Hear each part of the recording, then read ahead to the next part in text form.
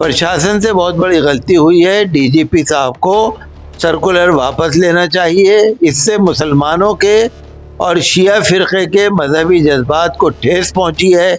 जो लोग इल्ज़ाम लगाते हैं ये उनके मुंह पे एक तमाचा है कि वो फंस गए हैं। गोपनीय गोपनीय कह के पता लग गया है कि आप गोपनीय कितने झूठ बोलते हैं।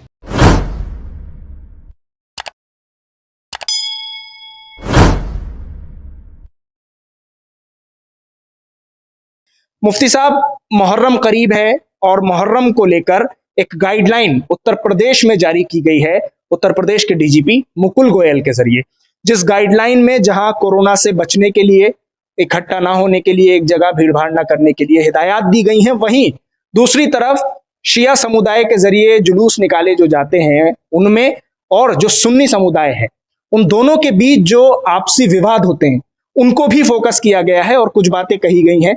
आपने पढ़ी होगी गाइडलाइन, सबसे पहले तो आपकी प्रतिक्रिया जानना चाह रहा हूं। जिसको आप गाइडलाइन कह रहे हैं उसमें जिस तरह के अल्फाज और एतराज और इल्ज़ाम लगाए गए हैं, मुझे ताज्जुब यह है कि गाइडलाइन का तो वो हिस्सा होना ही नहीं चाहिए। गाइडलाइन में तो ये होता है कि कितने आदमी आएंगे, कितने आदमी बैठेंगे, कितने बजे आएंगे, कितने बजे जाएंगे। तो गाइडलाइन का तो उन चीज़ों से ताल्लुक ही नहीं है जो डीजीपी साहब ने शिया समुदाय पर, शिया फिरके पर या मुसलमानों पर जो इल्ज़ाम लगाए हैं, जो बिल्कुल बेबुनियाद और झूठी बातें उन्होंने कही हैं। तो गाइडलाइन से तो उसका कहीं दूर से भी ताल्लुक नहीं है, वो तो सरासर इल्ज़ाम है और उससे शिया फिरके को और मुसलमानों को बदनाम करने के लिए, आपस में लड़ाने के लिए, सुन्नी शिया झगड़ा कराने के लिए और हिंदू मुस्लिम फसाद कराने के लिए ये मुझे लगता है कोई साजिश है। और इसमें आपने देखा होगा कि ये पुलिस की आम आदत है, जब किसी को पकड़ना चाहते हैं ना, किसी पे भी आपने देखा दिल्ली दंगों में लोगों को पकड़ा, चाहे जो उन पे इल्जाम लगा दिया, ऐसे आपने देखा और लोगों को पकड़ा, उन पे इल्जाम लगाया, जेल में डाल दिया। तो वही इन्होंने पूरे समुदाय के साथ किया है, इल्जाम लगा दिया। इनको आदत है इंडिविजुअल पे, इनफरादी तौर पर एक एक आदमी पे इल्जाम लगाने की इनकी आदत है। इन्होंने वही आदत, अपना तरीका पूरे फिरके पे लगा दिया। हालांकि यहाँ पर मैं समझता हूँ कि इनसे बहुत बड़ी गलती हुई है, प्रशासन से बहुत बड़ी गलती हुई है। डीजीपी साहब को सर्कुलर वापस लेना चाहिए। इससे मुसलमानों के और शिया फिरके के मजहबी जज्बात को ठेस पहुंची है। हमारा मजहब इस्लाम बदनाम हुआ है, मुसलमानों के मजहबी जज्बात को ठेस पहुंची है और इन्होंने इन जो बातें कही हैं उससे मुझे लगता है कि कहीं ना कहीं फसाद कराने की भी साजिश है, जो अभी ना हो, आगे चल के हो। लेकिन मुझे लगता है जो बात दिल में थी वो जबान पे आ गई और कहीं ना कहीं क्योंकि इलेक्शन आने वाला है तो कहीं ना कहीं साजिश की बू आ रही है, हिंदू मुसलमान फसाद की बू भी आ रही है और आपस में झगड़ों की भी साजिश नजर आ रही है। शिया समुदाय या सुन्नी समुदाय या मुसलमान मुहर्रम के जलसे भी करते हैं, जुलूस भी करते हैं, मजलिसें भी करते हैं और प्रोग्राम भी करते हैं। अगर मुसलमानों के अंदर या शिया लोगों के अंदर अगर इतना ही क्राइम है तो हम इनसे ये पूछ सकते हैं कि हर साल कितनी आपने एफआईआर लिखी? भाई हर साल मुहर्रम आता है, 10-15 एफआईआर तो आप करते ही होंगे। जो आपने इल्जाम लगाए हैं, जरा मेहरबानी करके हमें ये तो बताइए कि पिछले साल कितनी एफआईआर हुई, उससे पिछले साल कितनी एफआईआर हुई। भारत को आजाद हुए 74 साल हो गए, तो 74 साल में कम से कम 2-4 हजार एफआईआर तो होनी चाहिए मुहर्रम में। तो अगर ऐसा ही मुसलमान क्रिमिनल है, अगर शिया लोग इसी तरह से क्राइम करते रहते हैं और प्रशासन को पता है कि मुसलमान या शिया लोग मुहर्रम के जलसों की आड़ में बहुत बुरा करते हैं। मैं तो अपने मुंह से कहना भी नहीं चाहता, हम तो ऐसा लफ्ज कहना भी नहीं चाहते कि जो इन्होंने कहा है गाय को काटते हैं, हम तो ऐसा लफ्ज बोलना भी नहीं चाहते। तो इन्होंने जब इतना गंदा लफ्ज बोला है तो हम इनसे पूछ तो सकते हैं ना कि भाई जो बात आप हम पे इल्जाम लगा रहे हैं, जरा मेहरबानी करके ये तो बताइए पिछले साल हमने कितना किया और उससे पिछले साल कितना किया, और आपके पास कितना रिकॉर्ड है और कितने लोगों पर मुकदमे चल रहे हैं और कितने लोग पकड़े गए हैं, जरा ये तो बताओ। भाई मुहर्रम तो हर साल आता है, तो फिर हर साल होता होगा ये। जब आप इल्जाम लगा रहे हैं कोई आधार तो होगा आपका। यानी आप कह रहे हैं कि दलील देनी चाहिए कोई कि जिस बुनियाद पर यह इल्जाम लगाया गया है, जो इसमें इस तरह के मामले हुए तो उनकी एफआईआर भी जाहिर सी बात है पुलिस ने दर्ज की होगी, तो वो एफआईआर भी देखना चाहते हैं आप? नहीं, सवाल ये है कि हम उनसे कह रहे हैं तुम झूठ बोल रहे हो, वो कह रहे हैं कि जी हम झूठ नहीं बोल रहे हैं। तो अगर आप झूठ नहीं बोल रहे तो एफआईआर दिखा दो ना पिछले साल की, इन्हीं मामलात की जो बताए जा रहे हैं। जी हम तो कह रहे हैं आप झूठ बोल रहे हैं, आप तो सरासर झूठा इल्जाम लगा रहे हैं, बेबुनियाद इल्जाम लगा रहे हैं। जैसे मुसलमानों पे हमेशा इल्जाम लगता रहा है, आपने शिया समुदाय पे भी उसी तरह से इल्जाम लगा दिया। आप इंडिविजुअल लोगों को तो पकड़ पकड़ के जेलों में डालते हो इल्जाम लगा लगा के, वो तो आपकी आदत बन चुकी है, लेकिन आपने पूरे समुदाय पे भी लगा दिया। आप कहते हैं हमने इल्जाम नहीं लगाया, ये बात सच्ची है? अगर सच्ची है तो आप हमें पिछले साल की 2 साल की एफआईआर दिखा दो कि मुसलमानों ने क्या इस तरह से कोई हरकत की है।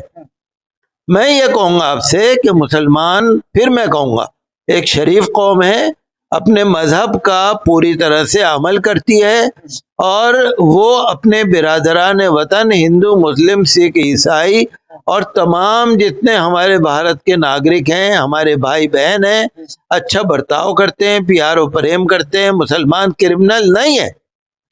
जो लोग इल्जाम लगाते हैं ये उनके मुंह पे एक तमाचा है कि वो फंस गए हैं। गोपनीय गोपनीय कह के पता लग गया है कि आप गोपनीय कितने झूठ बोलते हैं, ये पता लग गया आपका। तो इस तरह की जो ये एक सर्कुलर सामने आ गया, तो आप ये कहना चाह रहे हैं कि ऐसे अनेकों सर्कुलर होंगे जो सामने नहीं आ पाते, तो उनमें बहुत सी बातें कही जाती होंगी। हाँ, गोपनीय तो फिर बहुत सारी बातें होती होंगी, गोपनीय तो कुछ भी हो सकता है।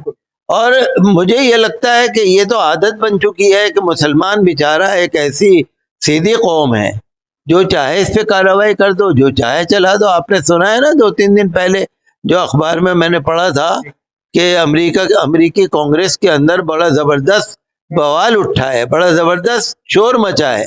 एमनेस्टी इंटरनेशनल है, हिंदूज फॉर ह्यूमन राइट्स है, और दूसरी तंजीमें हैं, इंडियन अमेरिकन मुस्लिम काउंसिल हैं और दूसरी तंजीमें हैं, और अमेरिकी कांग्रेस के अंदर बड़ी बहस हुई है और लोगों ने कहा है कि हिंदुस्तान को सीपीसी में डालो।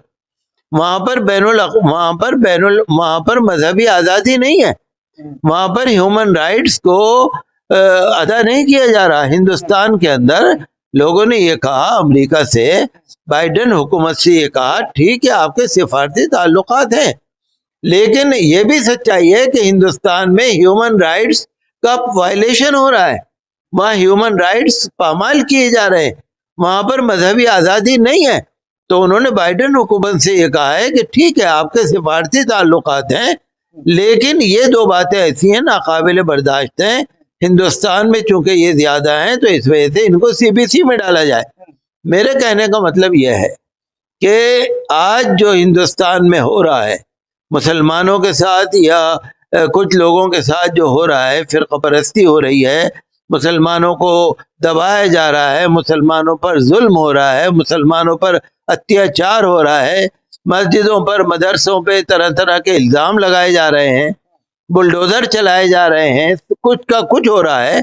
तो ये तमाम चीज़ें जो हैं, हमारे भारत में संविधान इसकी इजाज़त नहीं देता, लेकिन प्रशासन के लोग अंदर अंदर इस तरह की हरकतें कर रहे हैं कि जिससे मुसलमानों के खिलाफ बहुत बड़ी साजिश हो रही है। मैं तो यही कहूँगा डीजीपी साहब से कि भाई यह तो आप मेहरबानी करके कोई हमें पिछले साल का रिकॉर्ड दिखा दो कि मुसलमानों ने या शिया समुदाय ने कितनी गलतियां करी थी, कितना क्राइम किया था, आपने कितनी एफआईआर लिखी थी, वही दिखा दो।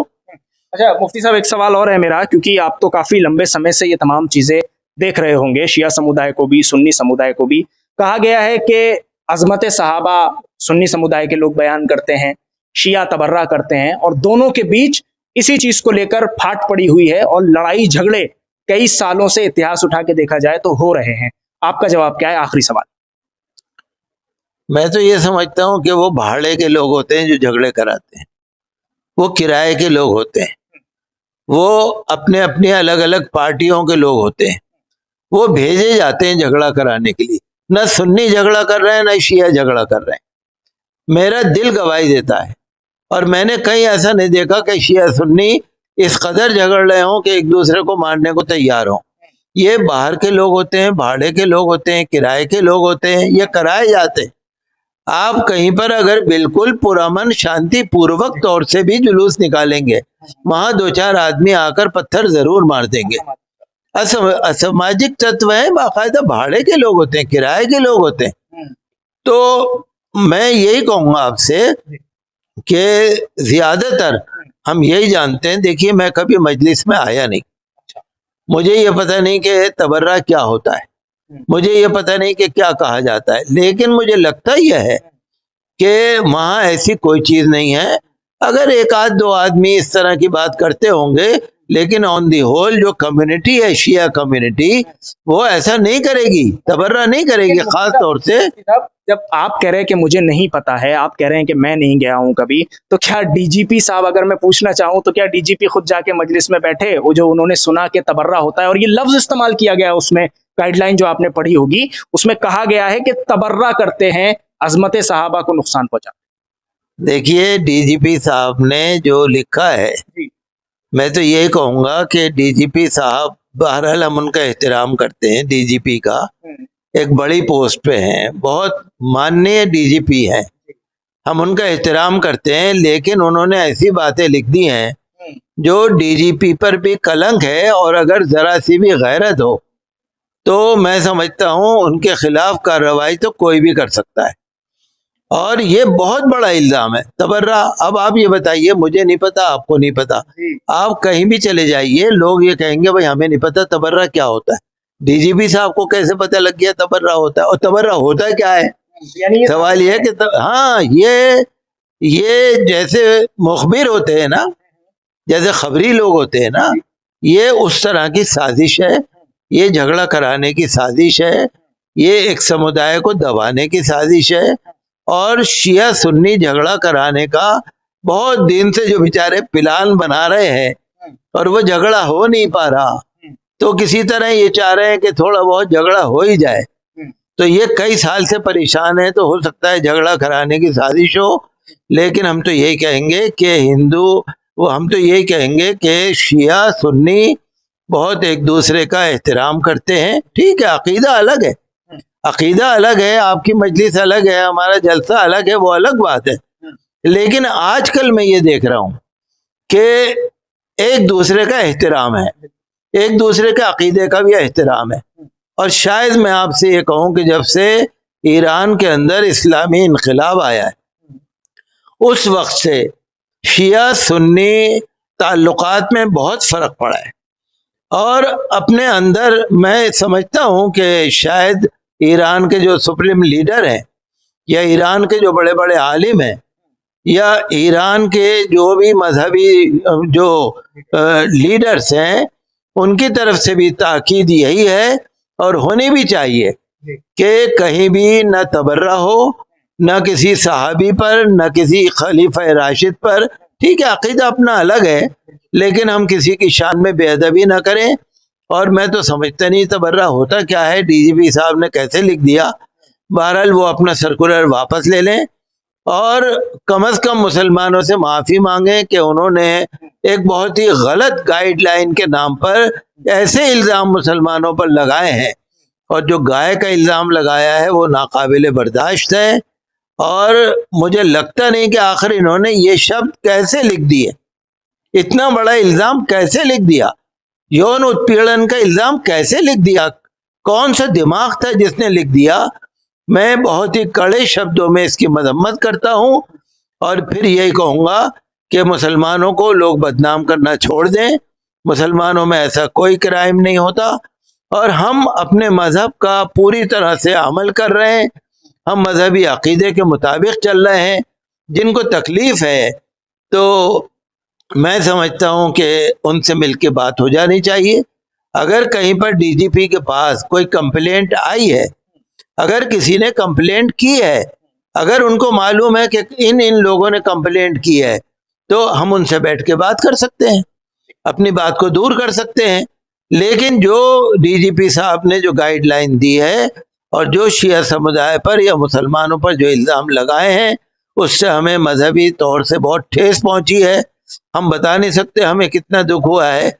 और डीजीपी को या किसी भी प्रशासन के किसी भी अधिकारी को ये हक नहीं पहुंचता कि वो किसी समुदाय के मजहबी जज्बात को ठेस पहुंचाए। बहुत बहुत शुक्रिया मुफ्ती साहब, पूरे मुद्दे पर INN चैनल से बातचीत करने के लिए, अपना समय देने के लिए। मस्जिद फतेहपुरी के शाही इमाम डॉक्टर मुफ्ती मुकर्रम का साफ तौर पर कहना है कि डीजीपी ने जो बातें अपने सर्कुलर में लिखी हैं, उन बातों पर दलील जरूर पेश करें। तथ्यों के आधार पर अगर बात की गई है तो पिछले साल या उससे पहले वाले साल में कोई FIR इस मुद्दे पर दर्ज की गई होगी, तो उस FIR को हम सभी लोगों के सामने रखें और तब उनकी बात पर यकीन किया जाएगा। वरना इस पूरे सर्कुलर को डीजीपी वापस ले और इस सर्कुलर को जारी करने पर माफी भी मांगे, क्योंकि दो समुदायों को आपस में लड़ाने का ये सर्कुलर है। दिल्ली से INN चैनल के लिए साहिल नकवी।